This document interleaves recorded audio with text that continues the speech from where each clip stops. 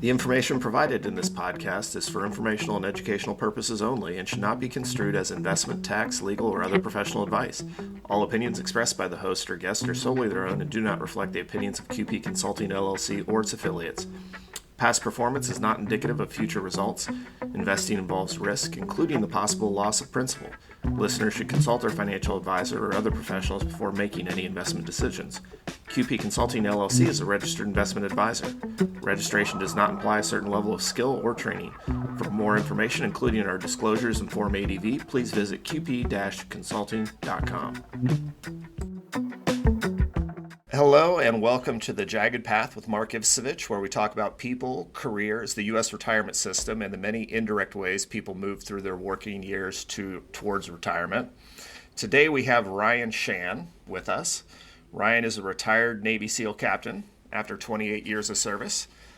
He was the commanding officer of SEAL Team 1 during his tenure and also a force operations officer for the Navy Special Warfare Command.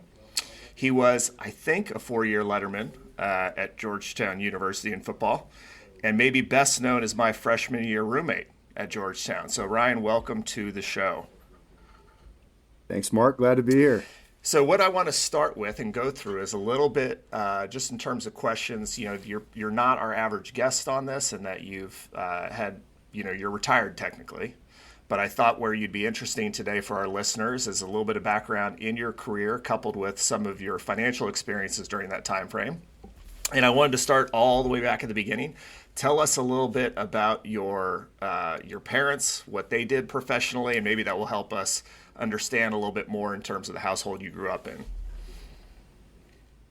Yeah. First, I just want to clarify that I'm retired with a small R at this point. Retired from active duty in the military, but by no means big R retired. About to start the next thing, and that factors into, I think, a lot of what we'll be talking about here. But grew up outside of Boston. My dad worked for State Street Global Advisors as a VP of sales. My mom was a long time, I think 57 by the time she was done, year professor at Boston University in the School of Education. That factors in here as well. But yeah, grew up in a town outside of Boston, upper middle class suburb.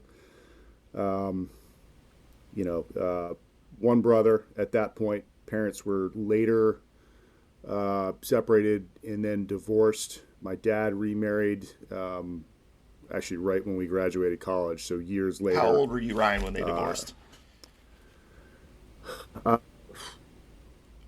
I can't remember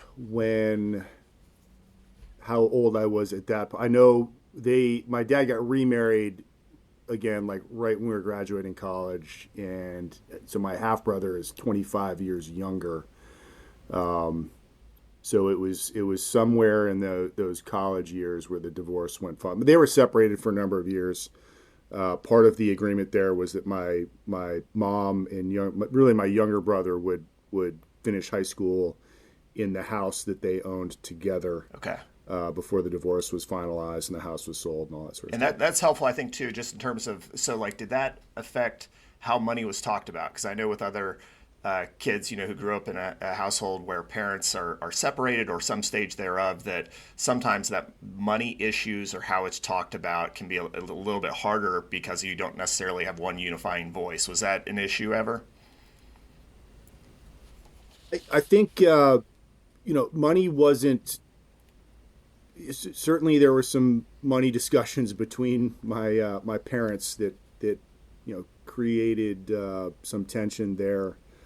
I didn't have any significant insights into financial. I don't know what my dad made. I don't know what my mom made. I could go back and kind of figure that out, but didn't really understand their income.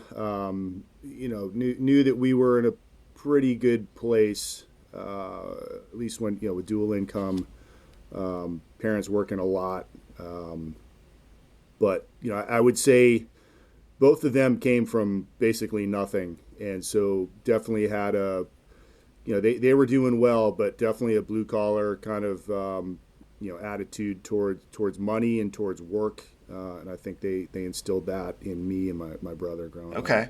And with so you were a Weston Wildcat, graduated there high school in 92, and then you went to Andover. You took a postgraduate year, which to me, being from the Midwest, I didn't even know what that was. And was it academic? Was it sports? What was kind of the reason for doing that? Yeah, I think my dad. I left this out, but he played professional football. Played football at Boston College, and then for the Philadelphia Eagles. So sports big part of our lives growing up. At Weston, we had a great football team. I was a running back and played almost every position on defense.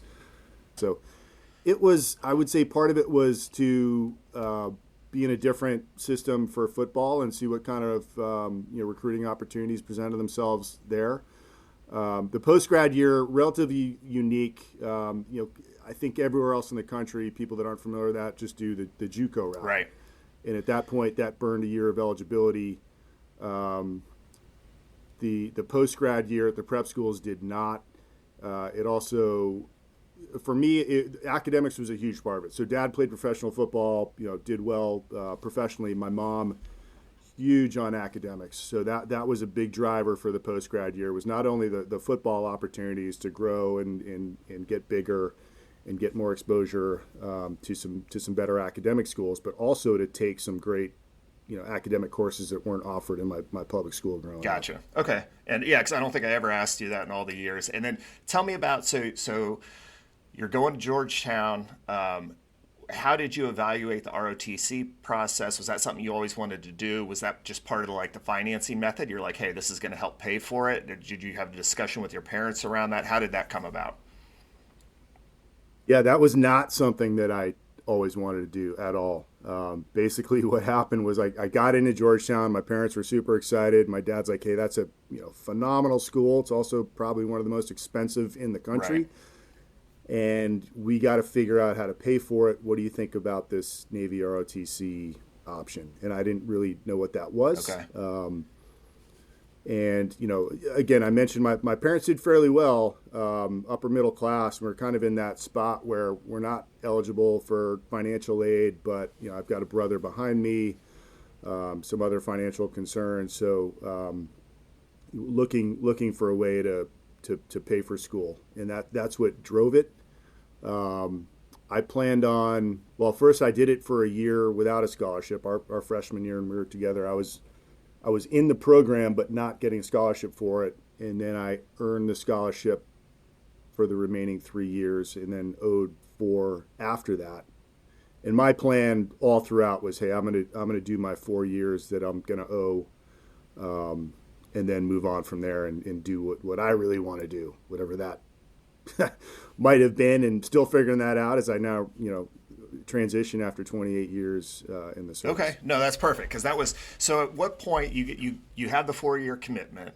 At what point did you say, okay, this is going to be a career for me, or were there teasers out there that they were like, well, if you stay to 10, we'll give you this, or if you stay to 20, we obviously know that's what everyone kind of thinks of in terms of the pension piece with the small R retirement. What was your thought process, if you can remember, going through all of that?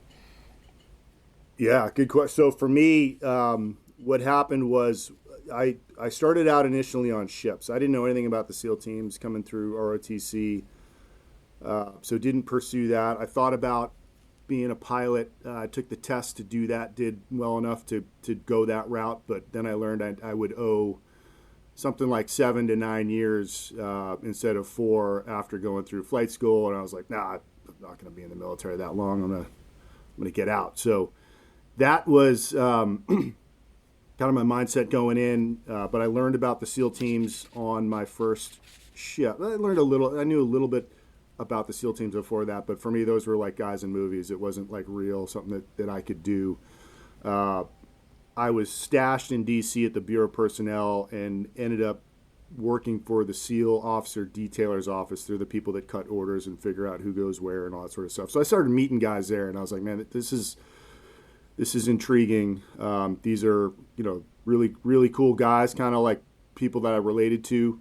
And then I was also tasked with organizing all the application packages coming in for guys that were trying to transfer from ships pilots, whatever, into the SEAL team. So I started getting smart on, okay, these are the run scores, swim scores, push-ups, pull-ups, and so that was an eye opener for me. That hey, like I can do all this. And so at that point, it was like I can get out and go do that mysterious other thing with the rest of my life and wonder what if, or I can give this a shot. Were you a Yeah. late entrant then into this? Like, were you older than your peers that were starting SEAL training?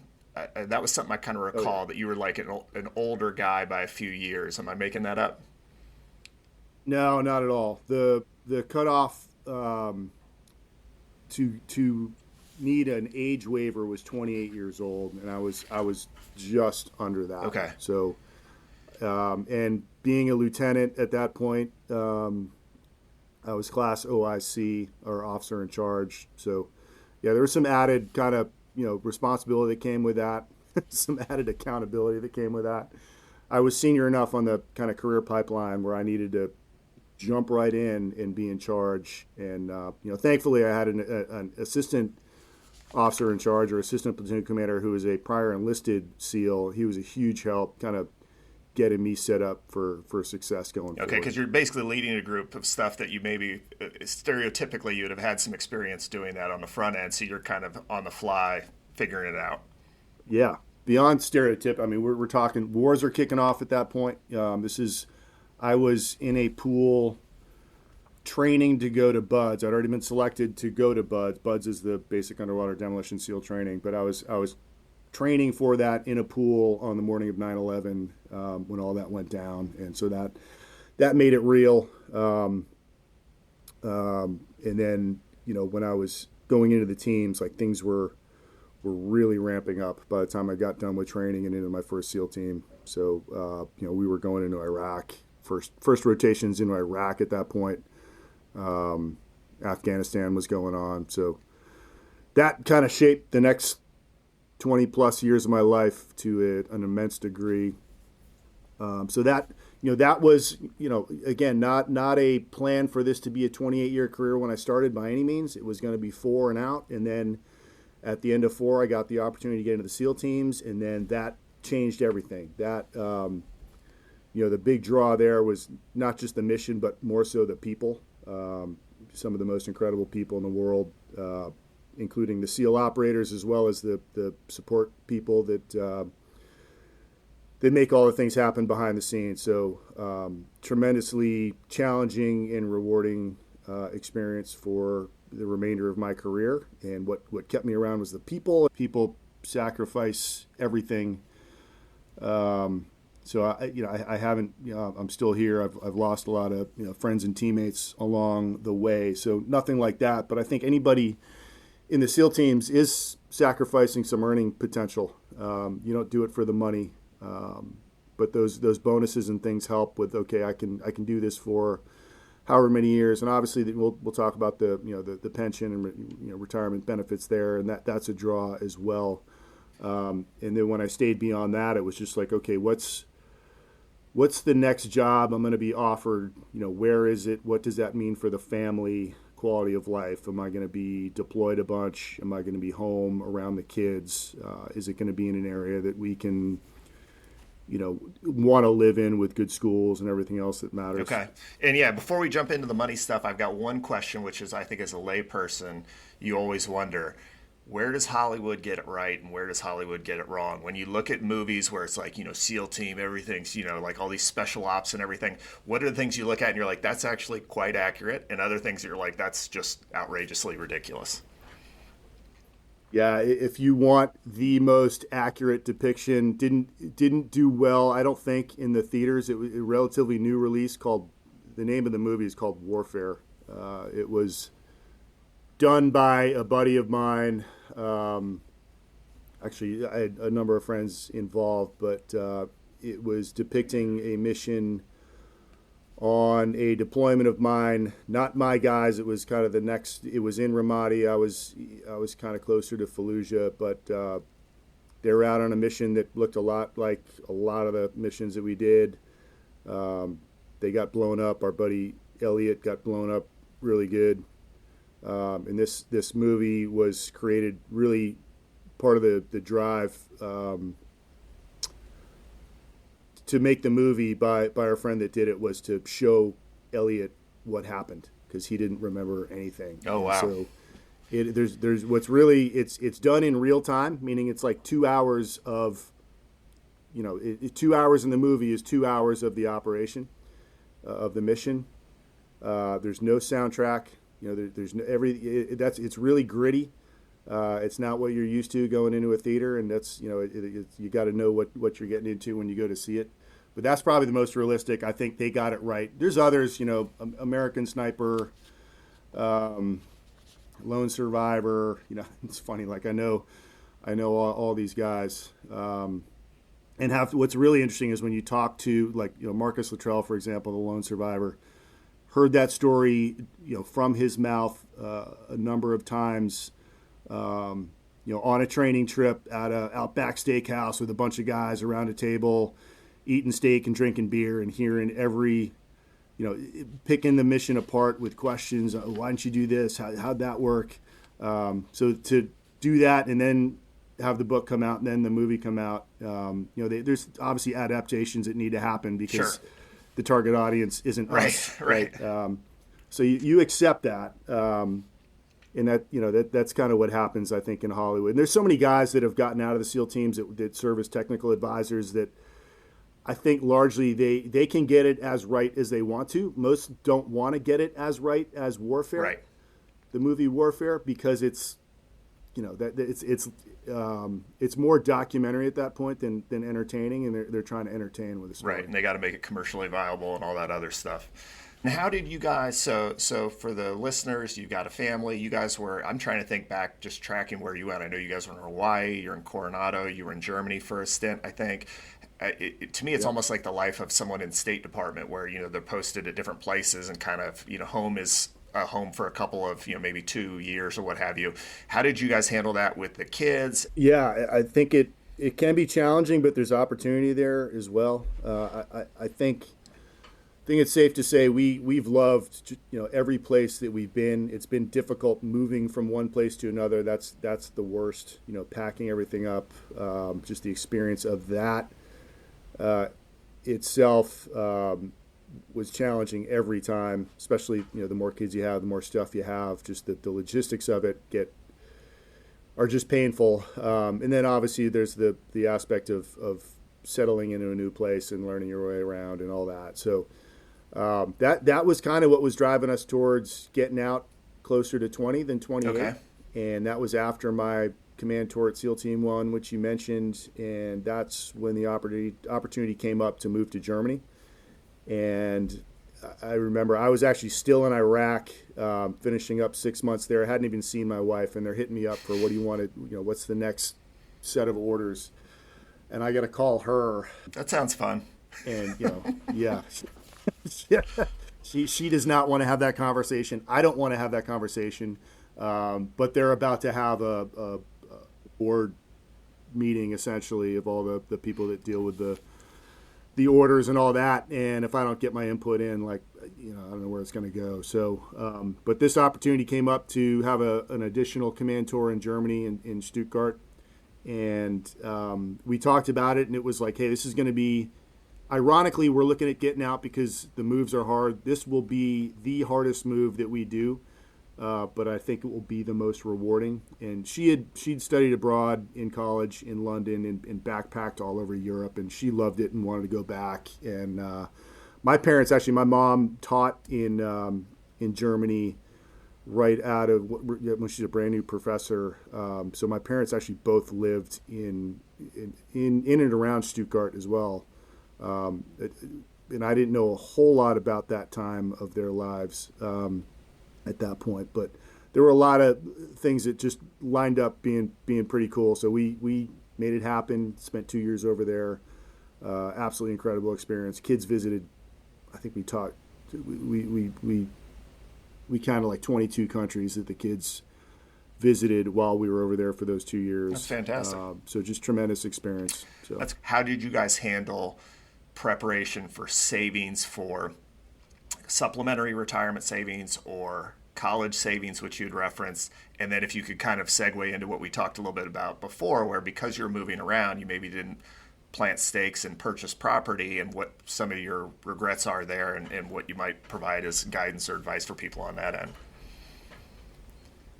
Let's see here. So yeah, you mentioned the retirement. At the time it was 20 years for essentially it's 2.5% times the number of years. So at 20, you're getting 50% of your base pay, and that's a key distinction. In the military, we get base pay, and then we get allowances like a housing allowance, and that housing allowance varies on where you live, Okay. cost of living in that area.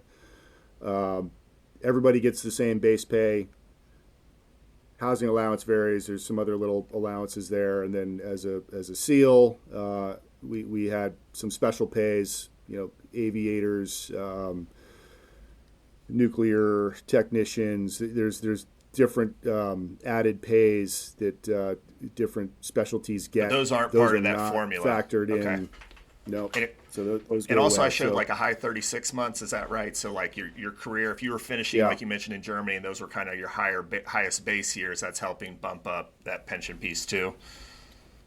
Yeah, it's high, so high three, the last 36 months, that's an incentive there as well. If because again, some of these, promotions, if you go from '05 or a commander in the Navy to '06, which is a captain, that's a promotion, and you're incentivized to do that. Well, at first, now you're required to do it for, I think, 2 years if you accept the promotion. There was times throughout my career where they weren't concerned with retention so much, so you could take a promotion and then retire 6 months later.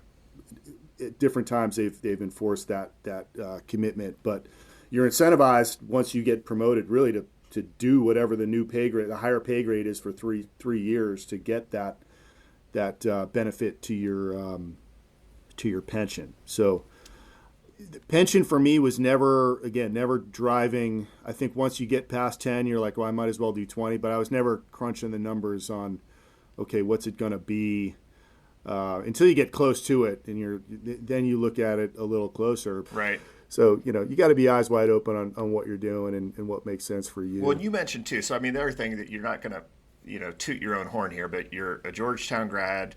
You went during your service and you got a degree from Princeton. I mean, there's considerable earnings potential there, plus throw in your whole SEAL career. And so with the folks there in and around Coronado, like maybe we'll come back to the real estate question, but in terms of midlife career change, a lot of people can relate with that. Some are by choice like yours, others are forced upon them, like we're seeing a lot in the DC area right now.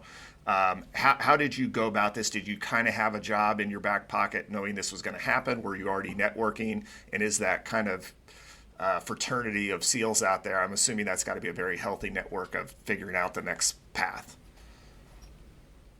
Yeah, so I didn't have, I did this. I'd say the timing of when I did it was by choice, but the reality is like there are, you can only do active duty time for so long, and it varies depending on kind of what community you're in or your officer or enlisted. They have higher tenure for enlisted, where if you don't make the next promotion within a certain number of years, and you time out. For me, the decision was, hey, our kids were going into high school. My son's now, I've got a junior and a freshman and a seventh grader and a 5-year-old. So we always wanted to be out and growing roots by the times the kids were getting into high school. So now is the time to do that at 28 years. Right. So Right. the as for the real estate part of that, yeah, we mentioned, we talked about this kind of the in hindsight, what would I have done different? And I think a real my parents have both passed away, as you know. My dad died three days before he got married, and then my mom when we were in Germany, and so that's when I finally got some kind of better insight into their finances, and clear to me that the biggest driver in their financial status was real estate. It was the house that they bought in the suburbs of Boston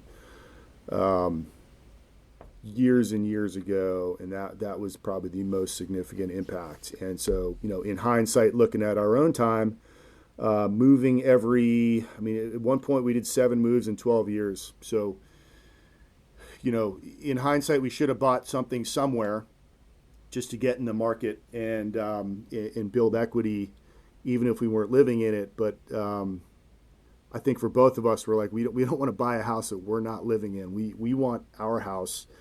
And it's hard when you're moving every 18 to 24 months to figure out when to do that. Just the logistics of it, especially when you're moving large distances too. It's not like we're moving from one part of San Diego to another and can look while we're doing that. We're talking Hawaii, San Diego, Princeton, Virginia Beach, Germany. And that's another thing. So that's another thing to manage too. challenge. You'd have that, then you'd have to pay someone to manage that. And the first half dozen spots you named, you're from Boston, high cost of living area. Hawaii, super high cost of living. Coronado, super high cost of living. So the only one you mentioned in there is maybe like a Virginia Beach or some others that would be more moderate. But that's the other challenge there too, is someone's got to manage it, and you might not see any income from that for a long time, and then who knows where you're going to land. In hindsight, if you could have bought in Coronado 20 years ago, great. But that's certainly a challenge.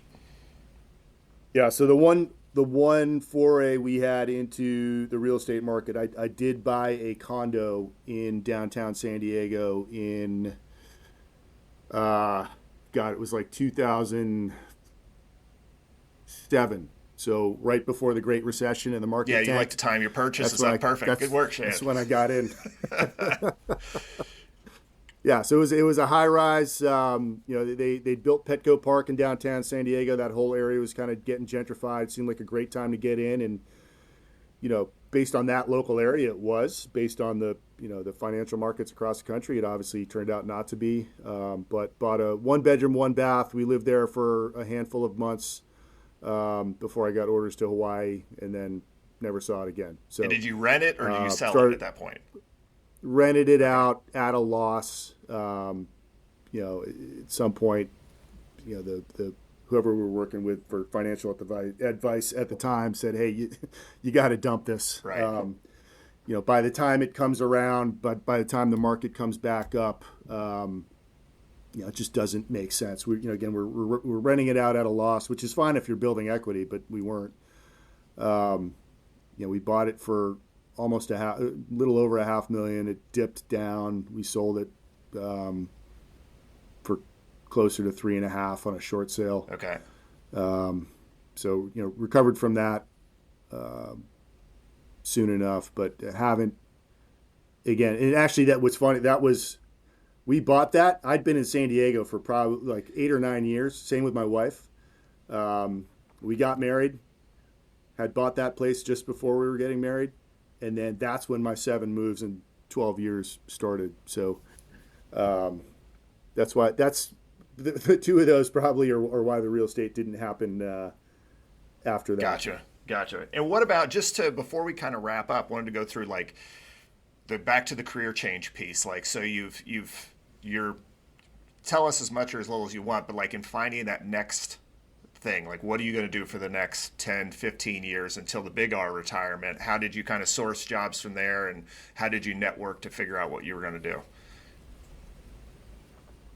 Yeah, it's a great question. There are a ton of resources out there for retiring, transitioning veterans. Almost too many. It can be overwhelming. But again, I think it's easier if you're a lieutenant. You've got like 4 or 6 or maybe 8 great years of leadership experience. So it's all about finding the right opportunity. For me, going through the transition process, working with these different transition programs, they kept saying, "Hey, what matters to you guys really the most is the culture." So for me, it was finding that opportunity. I think I'm about to start a new job. It's doing government contracting stuff, mechanical, electrical stuff primarily. Something that if you'd asked me 5 years ago, looking forward to getting out, wouldn't even be anywhere on my radar. But as I went down the list of things that are important to me, being able to stay put where we're at with the kids in school, obviously earning potential, but really the people, the growth opportunities, all those sorts of things. I was like, man, this checks every box except the cool job Right, box. right. You were mentioning it's not the sexiest thing in the world, but there's but- more important things out there. I kind of did some cool That's stuff right. You've done already, the so I'm sexy. okay with that. Yeah. And it's about the family and the opportunity at this point. So I'm excited about that. Excited to kind of step into a new field and be challenged all over again. Well, that's excellent. Just in wrapping up, I certainly always finish with some lyrics from a song, and I'll tell people why I picked these. But do you have any questions for me? Anything you thought, hey, I'm going on a kind of a financial wellness podcast. Here's a question I would have for Mark, or nothing specific? Looking at retirement, a lot of that is financial planning. But back in the day, younger days, okay, financial advisor. You think that's like your holistic go-to on what you should be doing, with your money, all your assets, and then you eventually you realize, hey, their job is to grow the portfolio that they are managing, right? Like you've got money with them, and if for example. A 529 that I have on my own through a bank or whatever that they're not managing is not making them money.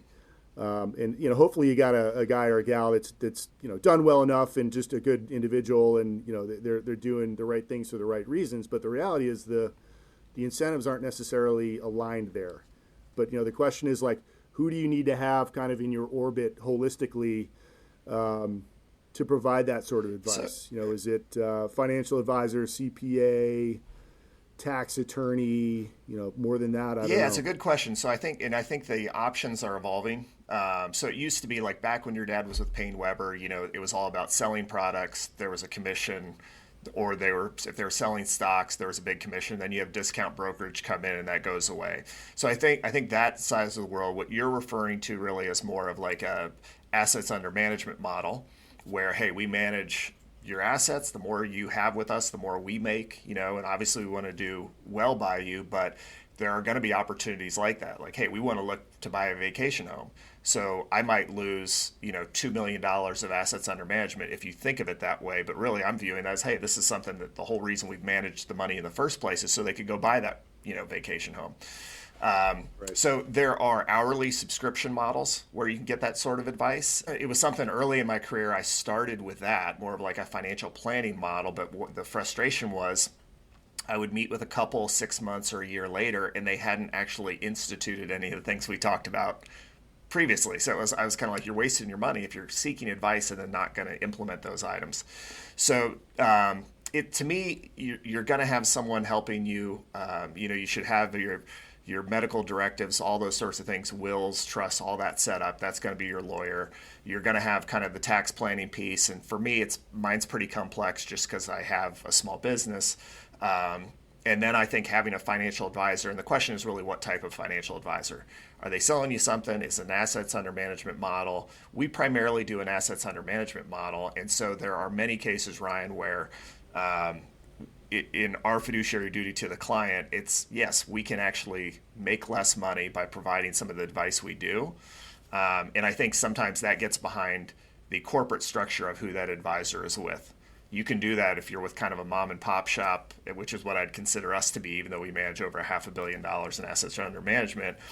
It's pretty small. We don't answer to a private equity firm, big bank, or anything like that. So it really is something that I think how you've been able to suss out building a team through your work in the SEALs. It's very similar, kind of building out that right group of people that you can trust and are going to give you advice that is in your best interest versus theirs. And so it can be tricky, and there are a lot of models out there. So I'd say if you're ever looking for someone out in California, you're wanting to vet someone, and you'd like another set of eyes and ears on it, feel free to obviously lean on me. But I think for most folks, you can also go to there's an SEC website where you can pull up and at least take a look and gather some basic information that's with the regulators as it relates to, hey, here's Mark. Has he had any complaints against him? You know, what are some issues he's had as an advisor over the years? What sort of experience does he have? You can do that basic shopping, and then I think outside of that, it's probably trusting your experience that you've accumulated over the last 28 years and kind of building a team, because it's a whole different set of tasks, but really not that much different from what you're looking at in terms of quality people. So, well, Ryan, I want to thank you for being my guest on the show and sharing your jagged path with us. Well, most of our listeners aren't retired at 51, small r.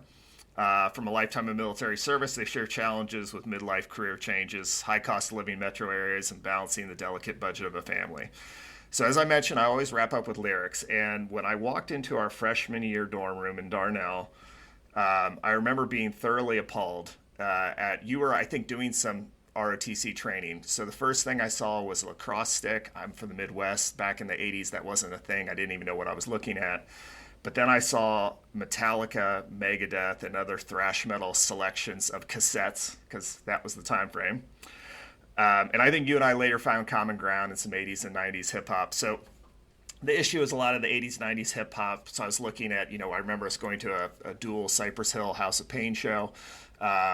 Not a lot of really useful lyrics in terms of financial advice.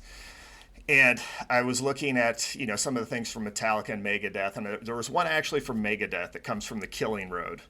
And what it's talking about, I think, is more some of the weary nature of being on the road. And I was thinking, okay, I'm tying this into Ryan's Navy SEAL career and what your lovely wife dealt with. And so here's the lyric as we wrap up. So again, we walk the stage at mock speed, we engage, feeding people's rage, the big cat's left its cage. Back in the bus again to catch another plane, this behavior's quite insane, but we do it for the fame. I lost my mind, I lost all my money, I lost my life to the killing road. I lost my mind, I lost all my money, I lost my life to the killing road. So that's Megadeth's, I guess, financial wisdom, maybe about work-life balance, which clearly it seems like you guys have reached, so congratulations on that. Thank you for everything you've done over the years. Thrilled to have had you as a roommate, and with that end, thanks for participating and help us and all of our listeners on their jagged path.